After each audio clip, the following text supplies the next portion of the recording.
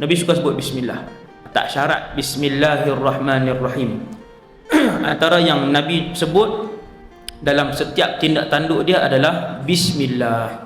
Kalau tuan-tuan berasa berat kan, nak buka pintu bismillah, nak pakai baju bismillah, nak gosok gigi kalau bilik ayak, dalam bilik ayak lah bismillah. Setiap tindakan dipenuhi dengan ribuan bismillah. Kalau berasa berat, sebut bismillah pun dah cukup, dan itu juga sabit dengan hadis yang sahih. Nabi suka sebut dengan nama Allah, kemudian baru Nabi mula. Bahkan bila nak sembang dengan sahabat pun, sahabat dengar Nabi mula bismillah, baru Nabi tanya, sembang habis. Kemudian mulut Nabi antaranya, Nabi suka memuji Allah.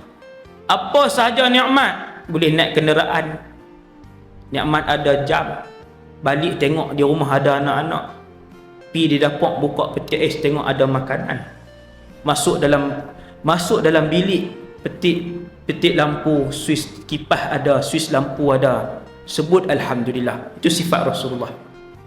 Banyak menyebut dan menghargai nikmat Allah, walaupun nikmat itu yang paling kecil hak Nabi dapat.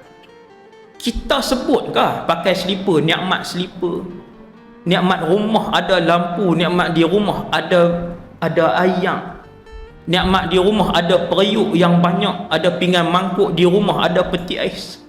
Dia kata biasa ustaz, semua orang ada. Tak semua orang ada. Tak semua orang ada benda tu, tuan-tuan. Sebab tu kena pergi ziarah sekali-sekala orang yang tak ada nikmat yang macam kita. Barulah kita akan banyak memuji Allah Subhanahu Wa Taala.